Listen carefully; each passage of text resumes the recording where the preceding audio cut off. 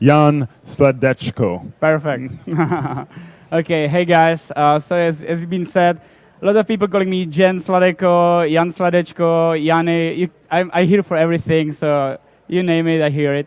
And yeah, this is my personal Instagram account. You can follow me there. And I will start with my showreel, which, by the way, I was kind of putting together some newer stuff to my old showreel, like 3 years old showreel.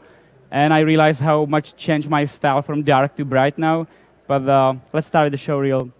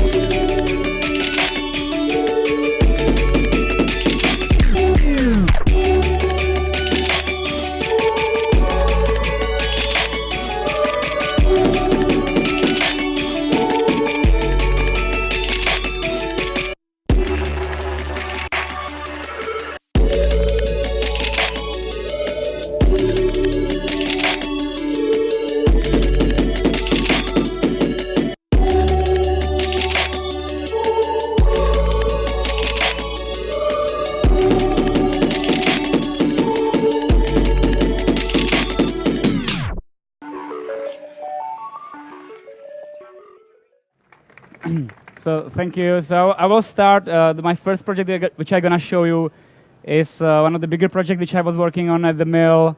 I again forget to install fonts here, but doesn't matter. I will go through it. I will show you the project first. It was a big project for Audi. I was doing like all the graphics. I wasn't like doing. It was like shot everything by the mill. They did all the post production. I was just adding this environment and all the displays in the spot. And by the way, it was shot in Czech Republic, where I'm from, so it was kind of like a nice coincidence.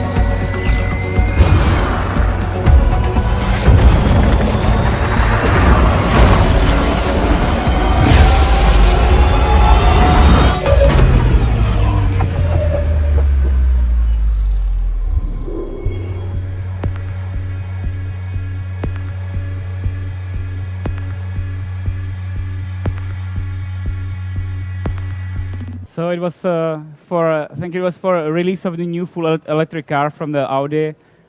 This was some first concept by Maxim, a really talented art director from the mill. And when it got approved, we started developing the look for animation. So I was using X particles and Cinema 4D post-morph. And I will quickly show you how it works around the animation. This is what I was basically seeing in my Cinema 4D viewport. I'm like laying down the road, I'm going through the environment, and I'm building the mountains around. But to be honest, I built it backwards, so now I'm gonna play it how I was building it. I had basically line out this environment, and then I start with the gravity node. I will start take off all the particles and removing the ground, and I will quickly show you how it's built in Cinema 4D. So when we're gonna have I'm going to create some simple landscape here. Just get some definition here. So when we have this kind of environment, I just make it editable. And I will use postmorph in character text. You will have the postmorph. I need to animate my points. And right now I have this base. And then I'm going to have my new position. So my new position will be flat. I'll just make sure from the side view that now I have like two. This is going to be my main face when I have built my environment, and then it's going to be like my second environment, which is flat. When you have this set up, you can check in animate. It should be like should be able to animate it in and out. And after that, you can go here, and with the shift, you can click morph. So if you click with the shift, it will go under the object that you selected. If you clicked with, I believe it's with the alt, it will go above. So that's kind of like save few milliseconds of your life. And so when we have this morph here, I can just put linear, and you can see I already can animate where it's gonna be. What I'm using a lot in Cinema 4D, I'm customizing shortcut to set, or what's the name of it exactly? Record.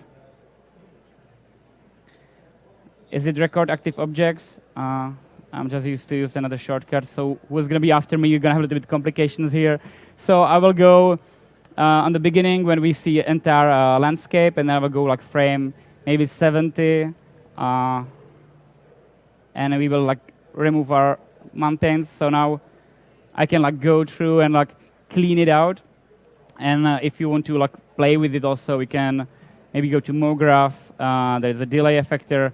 And if they're going to be in the same group, the delay effectors start affecting this effect. So we want to be sure we are doing point animation. So we are changing to the point. And we will do something fun. I usually go for spring, because it will give us kind of like the bounce effect. So when we increase the number, you should get a little bit more interesting effect of like the cleaning out this environment. So you can use it for anything what you want. And basically after this, I use the particles, which I'm emitting from the object. I'm emitting the particles from this landscape object. So now you can see shooting the particles. They are not really visible. I will make it a little bit more contrasty, and I will try to make the particles bigger, switch it to squares. And those particles, we don't want to keep emitting them. We would just want to shoot them in the beginning. So I will just hit shot, let's 10,000 particles. And we don't want to even move them, so we're going to have 0 speed. So they're going to be just staying there. And if you will go and if you will bring gravity node, the fun thing is that you can actually now in new Cinema 4D, since R20, you can use the fields globally. So I can just drag and drop this field. And when I'm going through, it's already start working together. But what I was doing, I wasn't falling down, so I just reverse the gravity to negative. And basically, when you like fly through, you can just clean the scene. One more thing which I actually use there, if you will have a look here, I have kind of like a cone. And the reason was because I wanted to use more dense particles. I don't want to have particles everywhere when I don't have a look or when I don't see with my camera. So, and also, if you look here, and if I hide my landscape, now we're emitting particles across everything, like all the sides of the mountains, we are emitting particles. But there's like one tip which not many people use. If we create a light, spotlight, we can look through the light. You can hit camera, set active object as camera. I set a shortcut for Alt-A. So now I can basically look on the scene through the light. And in the particle emitters, we can say, hey, we want to emit from illumination. And the illumination is going to be caused by this light. So now when I emit, I'm emitting just from the light. So I don't need to emit the particles somewhere where I don't look. And also, it's just where it's affecting the light. So we don't see the particles on other side of the mountain. So it can give you a little bit like LiDAR effect, that basically is scanning something and just from the one direction, you can see those things. So this is basically all the growth, and I was just rendering reverse and adding trees and some details, but this is like this is basically the entire technique. And okay, my mouse stopped working for a second. So I'll go back to presentation. What we have here next. So this is when I render some test, just see how it's like laying down. We are trying like different directions. We are trying to also inverts like coming to us. But yeah, so that was basically all the key. Now I will switch to personal projects for a little bit. This was the first episode for my short animated series, Space Struggle, which I'm doing on Instagram. It kind of got popular, so I keep going it, and I'm like, it's my platform or my place where I can try to combine my favorite things, which is animation and humor. So I'm just trying to do like small grotesque situations and using Cinema 4D for it. So this is the first episode. I got it! Ow! Oh! Oh! Oh!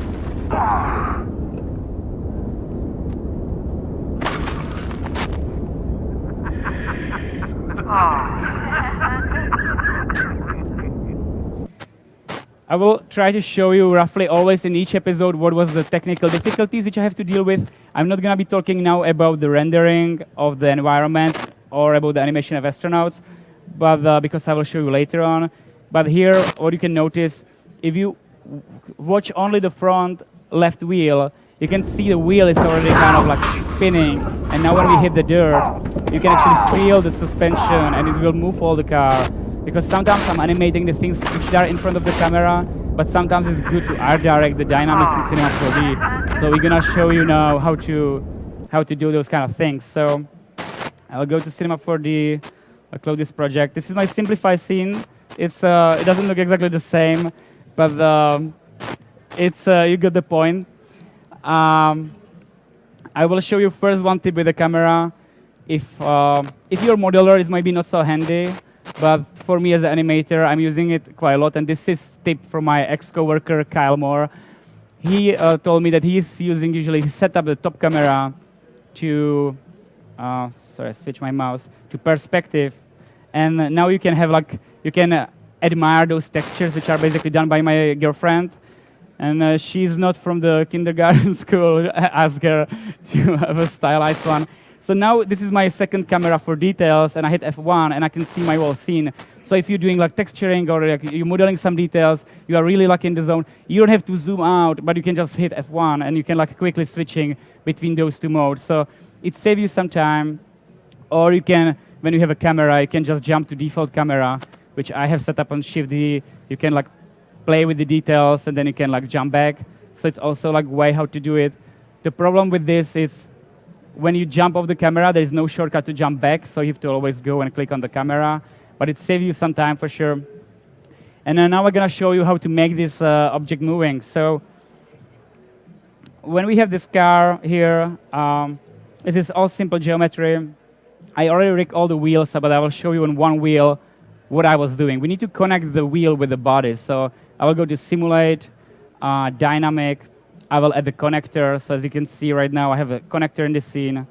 I will put it under my wheel.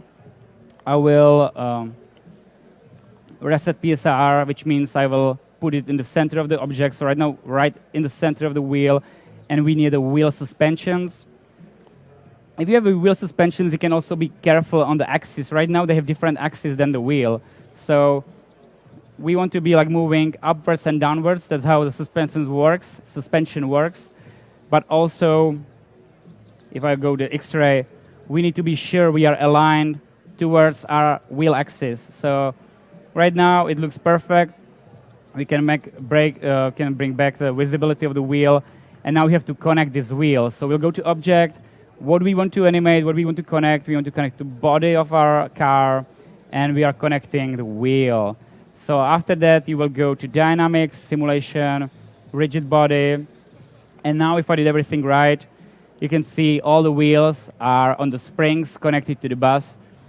The bus doesn't moving, so we're going to bring the same thing. We're going to bring the rigid body tag on the bus. And now it's falling down because we don't have set up any kind of dynamics on the ground. So we're going to put static dynamic, just collider. And now we can see when I'm going to move this, it's already, we have some basic dynamics here happening. Also, maybe you notice I'm playing my scene and turning off quite smoothly, and I don't clicking any buttons. Because I'm using it so often during the day, I customize my shortcuts.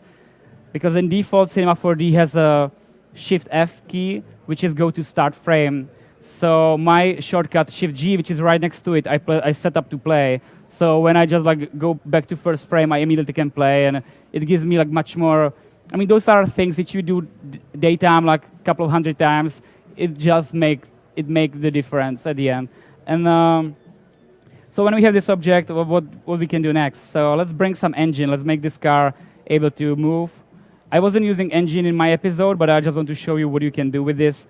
So we have our engines. We want to move the body. We want to move our car. And then we're going to connect the engines to our rear wheels, because this is a classic old-style car. And now when we connect the engines, we need to be sure they are aligned well. So this is our RL. This is a rear left wheel. So we just need to be sure that we rotate this 90 degrees. And there is a blue arrow. I don't know if you see it. It's the direction which wheel is going to be spinning. So just make sure you're spinning your wheels proper direction. I will do the same thing here, 90 degrees. And now when I'm going to play the scene, the wheel's trying to move. They are slow. Let's add some torque to have some proper speed. Nothing going on because this ground is really slippery. So we can go to dynamics and just add the friction. And now we can see our kids trying to get to the school, but they didn't make it through the mountain. And now I will be showing you how we can help our animation, because let's say everything is set up as you want and you don't want to change anything in your settings, but you want to be sure that those kids get to the school. And so I will go back to the first frame and we can help with animation. So we are, let's say, frame 70. We want to be on the top of the mountain, but right now I can't move anything because it's locked, it's dynamic. Cinema 4D calculated this position. So I'll go back to first frame and I will turn off our dynamic. And I will go to frame 70, roughly, and I will move the bus, the position where I want. So let's say I want to be here. Again, I have a shortcut, Shift-E. Otherwise, you can have this record active objects. Start using shortcuts. It makes your time more efficient. And then let's say like double time here, 140. We're going to be behind the bus. I'll go back to first frame. Oh, no, I just break my... Never mind, go back a few times. I didn't save my position here. Sorry, I didn't put the keyframe. So now, one more time, 70 here, 140, roughly here. And now, if you're gonna hit play, everything is perfect. We can go to next project. No, I have to turn back the dynamic on. So, and we need to say, right now if I will play it, still nothing going on. They are still not able to make it. So I will go to dynamic and I will push them. I will say, okay, try to follow the positions which I just draw. So now the bus is going and is able just to go over. So we just help the dynamics. So if you have some interesting dynamics happening in your scene and you just want to end the product logo at the end of the frame, exact position which you want, but you want to be like reacting on with all kind of objects, you can like direct your dynamics, and it's kind of powerful way. In my case, I was using the flying car, so if I will just lift it a little bit higher, and then maybe just in side view, we're gonna animate our position, where we're gonna fly, and I will just a little bit increase this value to make sure that he will be sticking, and also we can do the same thing for rotation. Now he should be, just turn off the engines. Now we kind of like get similar result, like it's like just flying and hitting the stuff. So yeah, that was the first episode. Now I'm gonna go to second episode. We're a little bit short on the time. I will just click straight forward. Oxygen low. Oxygen low. Oxygen low.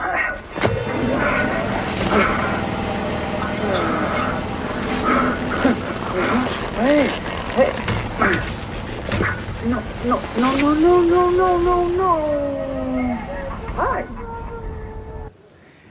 The funny thing with this, I came up with this idea. I was with my good friend Wu Sang Kang. We are on acupuncture, and I was just sitting there 1 hour, like all the needles were into me, and I couldn't move. And I was thinking about some uplifting ideas, and I just like figured out this kind of like flying astronaut. I don't know. So then I told him right after the acupuncture, and he told me, that's a good idea. And I'm like, okay, I'll do it. And it took me a while, but I will now show you quickly how it's done. In this episode, again, I'm using the animations. This is my friend. He's trying to have identity keep unknown, so I blur his face. But he helped me to act like the fall. So I was roughly animating based on him. It's not exact, but it's just like to kind of feel how the body moves. And in this episode, I would say, except the animation and the loop, which I'll be showing later, there was interesting thing with this goose, or I don't know how you call it, a cable. When he's like flying away, it actually got stretched and stop playing and like kind of like fly away. So I will quickly show you how to do that. Not in this scene. By the way, before I will jump there, when I speak on SIGGRAPH 2 years ago, I was trying to show the feature that if you hover over the button and you hit the S, or you can also use scroll to first active object, it will show you when you have a lot of objects in the scene, it will show you the object, and it's like really saving the time when you have like many objects in your scene. But I was trying to show it, and it didn't work, so let's have a look what happened. When you apply the texture, you can see when I hit the S now, it doesn't do anything. If I hit the S here, it works. If I hit S here, it's bringing me just back to the texture which I applied. And I didn't know that if you apply any kind of tag, any kind of texture right now, if I would say stick texture, you can see there's a small yellow rectangle around my icon. It means that Cinema 4D automatically select your tag. So even though you're selecting any kind of objects, your tag is still selected. So what you have to do, just click somewhere else. So if anytime you're going to be working and you will get stuck, just click somewhere else and then hit S again and it will work. So just quick tip. So we have here 2 cubes. Nothing going on, nothing crazy. Super simple animation. So we're going to show you how we can create a cable. I will turn on our snapping tool. I will connect those cubes. And when we have this, and we hit US, shortcut is a subdivision. So we'll do US, US, US, US. And we have a bunch of points on this line. And right now, we want to connect those, and we want to make dynamics. So we'll go to hair spline dynamics. So now that it's dynamic, it's falling down. How are we going to make sure it's not going to fall down? We'll just use our constraints. So we'll connect the left point to the left cube and just hit set. And then we're going to do the same thing for the right cube. And we're going to select this point, set. So now it's already moving. And then we will go maybe like, I don't know, frame 55 or something.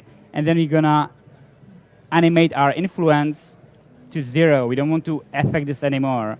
So if we're going to play it, it basically shoot our spring or shoot our line. And we can even like add a little bit more rubber effects, going to be even stronger. And for you to be able to see it better, I will bring it my sweep nerves with sphere. And we have this kind of like weird CGI whip. And because it's Cinema 4D, everything is dynamic. We can use it for all kind of stuff. So yeah, quick tip. I kind of found it by accident, but it works. Here I will just show you quickly the process. You can see I was like collecting quickly some models, like CAD files. Then I using the software ref. Is it called just ref? It's for references. You can quickly put pictures from the internet. It's really super fast software for putting your mood board together. You can scale the pictures. You can like, it's really handy. And then I think it's called ref, just R-E-F. And VREF? Oh, sorry, PureRef. Sorry, PureRef. It's really good software. It's light. It's for free. And then I was like collecting textures. Then I start working in Substance, and this is like my final. What I would like to show also or say about this, as I'm learning, I'm practicing storytelling, and sometimes I'm like adding the details which no one noticed. I got a huge hate on 9gag that, oh, the oxygen would make you fly, but it's not oxygen. If you would look closely, and maybe even sharply, it was helium, but I made it so small that no one ever noticed. Same way, I was like adding actually animation of this meter. So when he's lifting is when it's red zone. I had to stabilize it and zoom it like 3 times to be able to show you right now. No one noticed, even me, I don't even see it in the video. So be efficient with your time. I'm definitely killing a lot of time with details which are invisible. I don't know if you have other spot. And here, I was just playing a little bit with light. Usually just put the light down, see how it looks from the sides.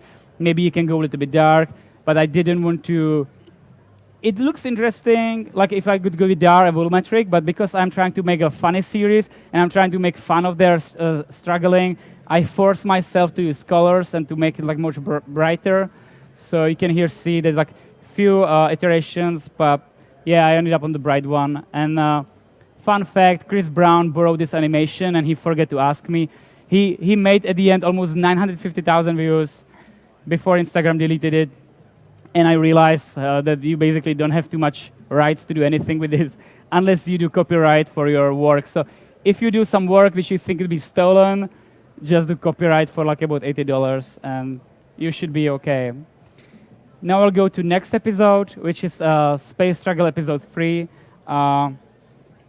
which I was trying to play with the hair dynamics and like interaction.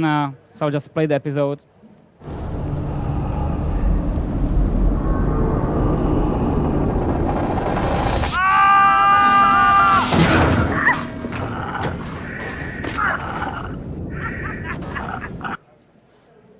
It's a little bit random, but someone find it funny. I mean, here you can see I was like, or I will show you first Cinema 4D file, or I already show you this. This was like my progress. I was starting with the blue, I was setting like volumetric, but it started really looking like underwater scene, and I didn't want to end it up like in underwater scene because I wanted to kind of fly out of at the end from the field. So I ended up in this kind of like a red world, and if I will go to Cinema 4D, I thought it's going to be straightforward, but I ran into few complications, so I'll show you how it works. If we have an object, and we go to Simulate, Hair Objects, Add Hair, in the default, the hair just starts falling down. So if you go to Dynamics, Force, we can turn off the gravity, and the hair sticks. And I have like a simple object, which I want to interact with them. So I will go to this object, I will go to hair tags, hair collider, and I will even show you from the side view, and I will add I can add even a little bit more randomness. I will generate from the area. So if I'm going for the side, you can see it's going through the hair. And I'm like, okay, it's going to be probably dynamics. I went to expert dynamics, tried to add the sub-steps, it didn't change. So I went to hair, advanced, I didn't find anything. So you have to go to dynamics, and in dynamics, you have to go to at the end, advanced, and here you can add a higher number. So if you will add higher number, it will start acting better. But of course, higher number means it's going to be much slower, so your goal is to find the level when you can actually get decent result, but don't use too much big numbers. So let's say we want to use number like 7. And now we already see it's kind of going through them again. So you can play with your other values, like maybe stiffness is going to be not so hard. And now it already kind of works better. So if we go to our like main camera and render it, the default color is not so nice. Let's put some nicer color. So you can already see it's kind of like works. So this was like the basic how I use the animation. And I didn't open a second scene, but yeah, that was basically. I just add the character I used from the Maxon. I found like falling animation. It was kind of working well, and then after that I animated, and it's the same thing, just like a little bit playing with the lights. Next episode, last episode, is Space Struggle 4. I'll just play straightforward. Whoa, Jack, check this out, man. Hold on, I gotta engage. God help me, please! Oh, Jonathan! Oh, buddy, I'll tell you why.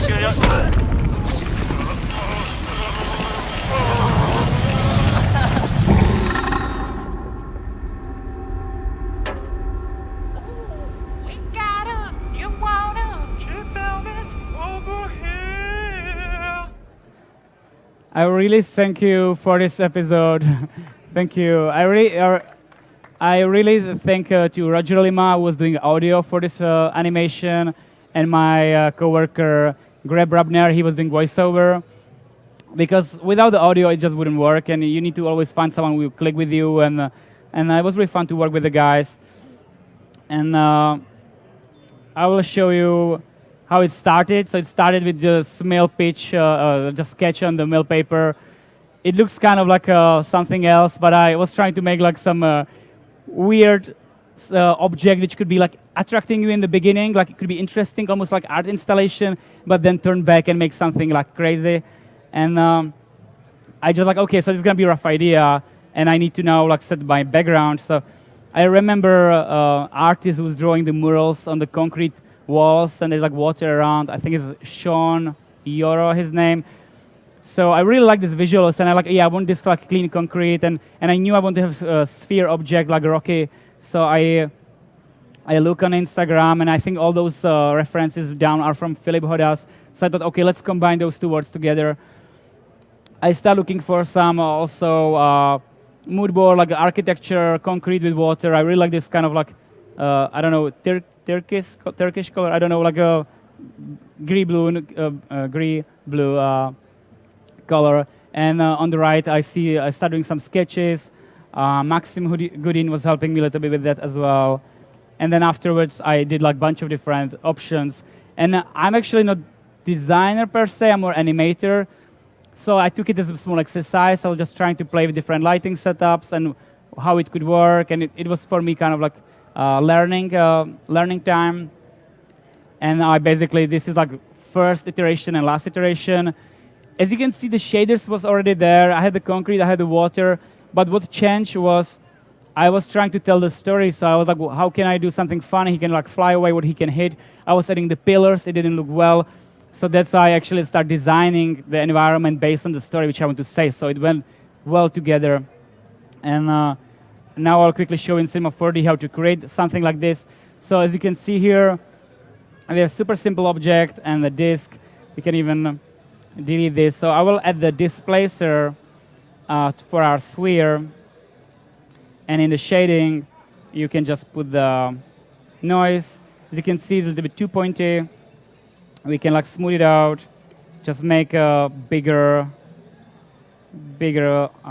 scale for our noise. Then maybe you can even like increase the height. Then if it's pointy again, you can play with the subdivision and stuff. When you have this, in default, it doesn't do anything. So I can I can add some like movement, some animation. You can also add some like vertical movement. I don't know. It's really sensitive, so I'm adding small numbers. So you're already kind of getting something like moving and interesting. And then on top, you're going to be adding the displacement textures. The same thing I did with Taurus here, which I also like just added displacer. Plus, I was doing this kind of like inverts rolling effect. So how I achieved it, you can just put some test textures, go in the beginning, and here you can see that if you're playing with the offsetting of the textures, you can just like imitate this effect by sliding the texture on the geometry. Because when it's going to have a displacement, it's going to look like it's actually moving, even though you are just moving the textures on it. And after this, under my disk, I just added formula. I just a little bit make more bigger. We can add some waves.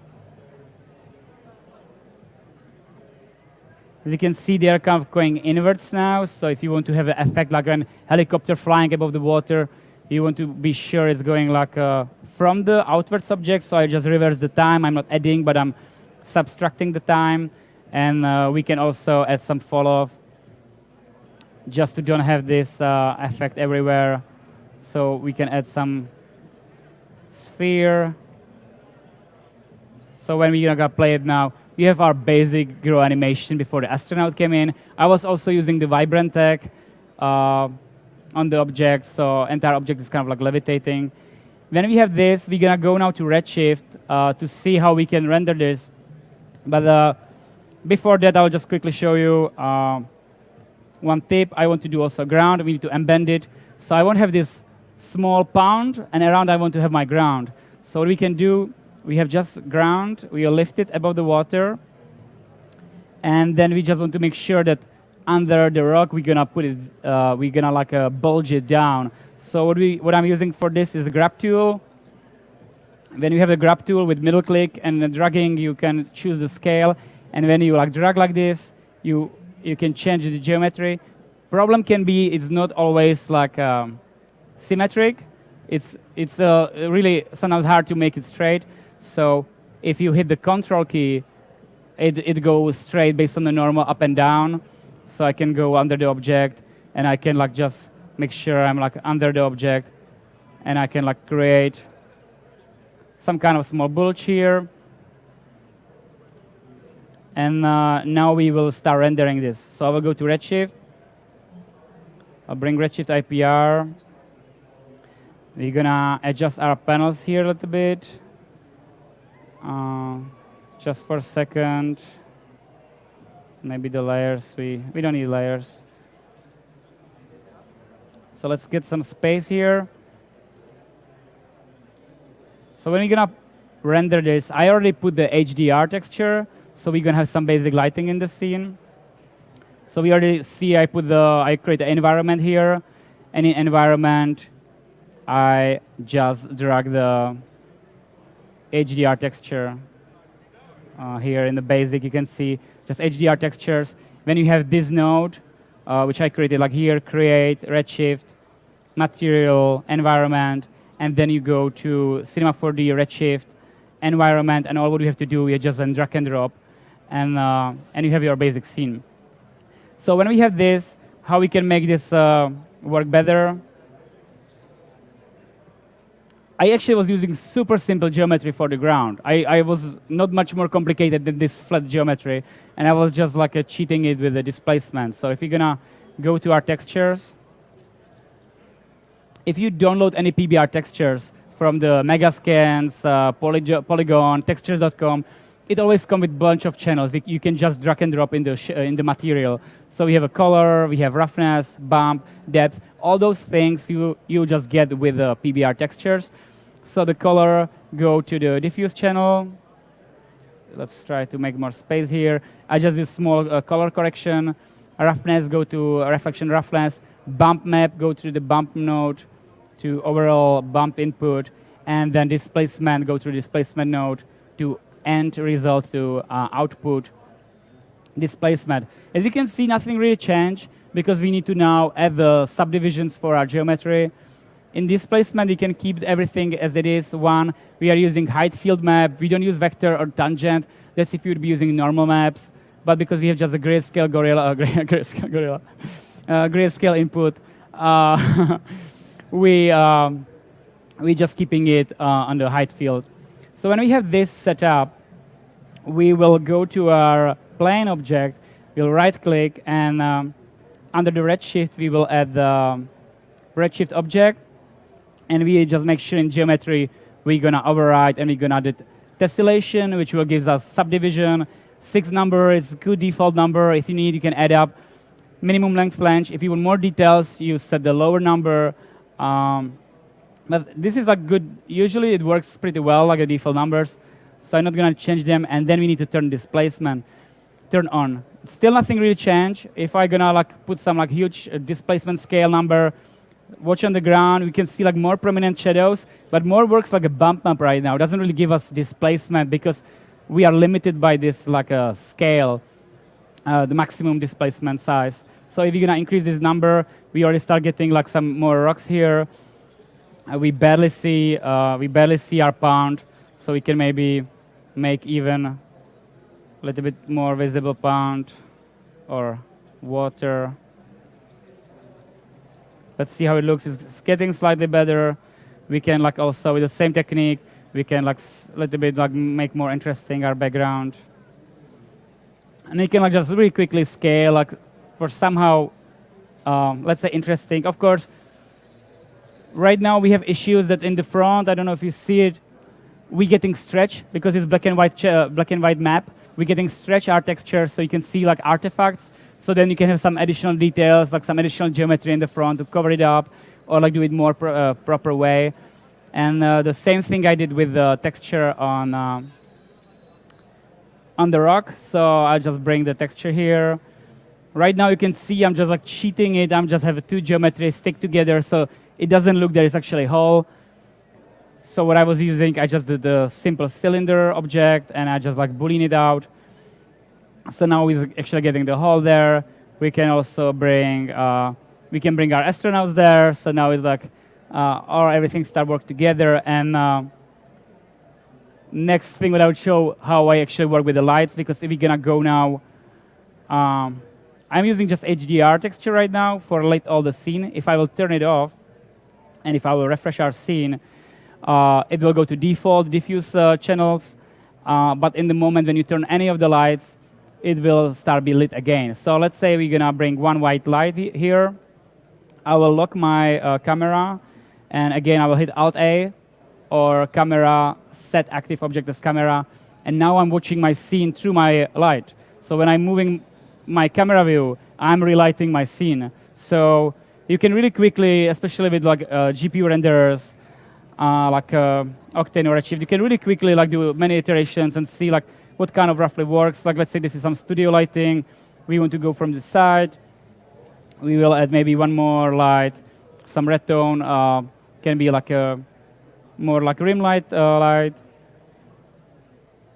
And we see also a little bit fog because we have Redshift environment plugin. But yeah, that's it. I mean, that's basically how I was approaching all the episodes. Of course, more you have time, you can adding some additional rocks and more details.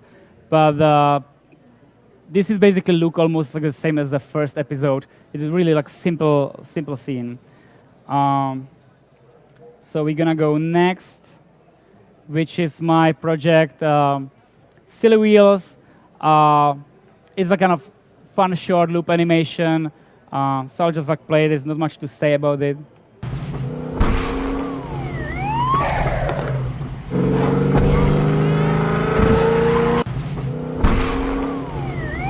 And it goes so on. With this series, actually, all the cars are animated by hand.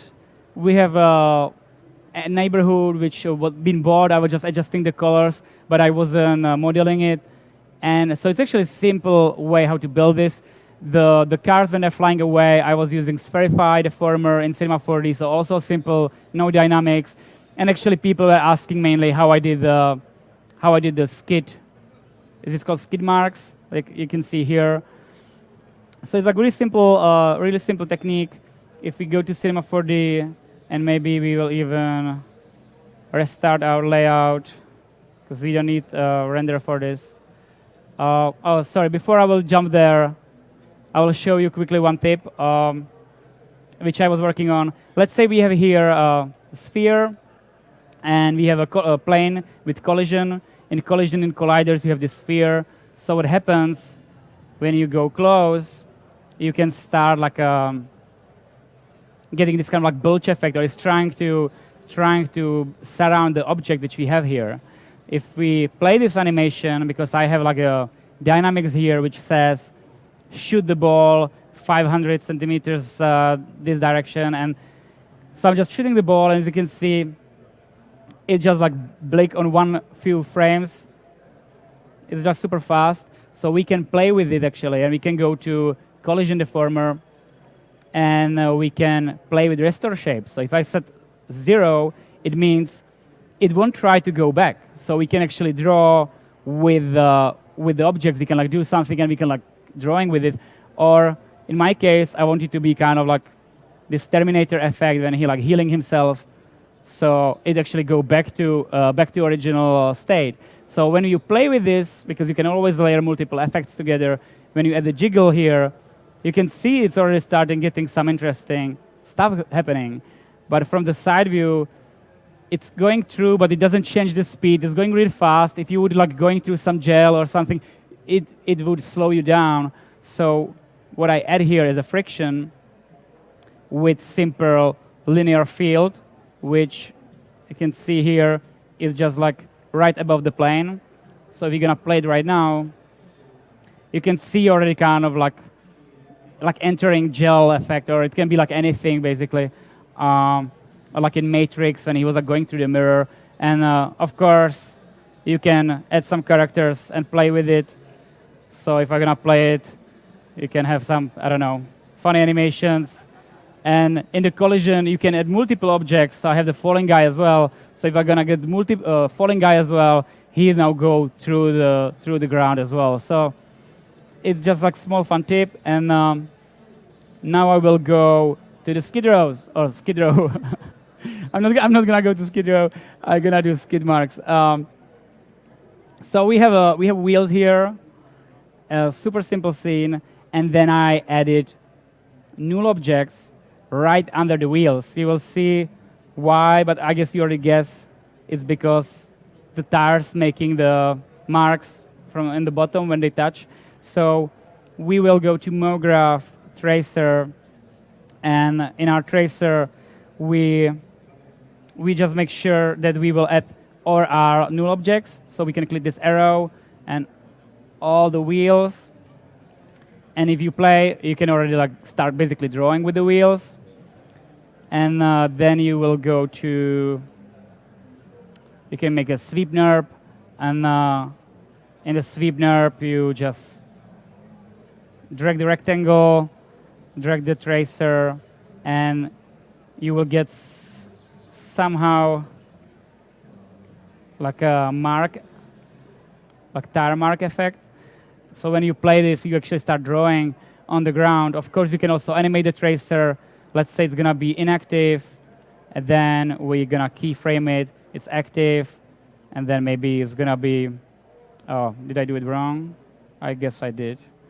Yeah, we want to be active here, and then maybe like frame before inactive. So, and when you're gonna play this, you can just draw the marks like this, and then I was applying the texture with alpha channel. I have just like long in Photoshop, one long mark on the road. You can use even just brush and render with it. So super simple. And the next project that I'm gonna go, this was actually a huge project at the mill. It was the last project I've been working on there. It was directed by Ilya Abukanov. He's a creative director. It was an opening movie for Off Festival. You can have a look on the Vimeo website of the mill. Just type archive. It's written with X. And it was a big collaborative project. I don't even know how many people work on this. It was like 20 minutes short movie. Most of the CG were done in Cinema 4D. There's a lot of beautiful shots. I have here just my shots. So if you want to see like all of them, just go check it out. This is just my shots. All live action combined with Cinema 4D.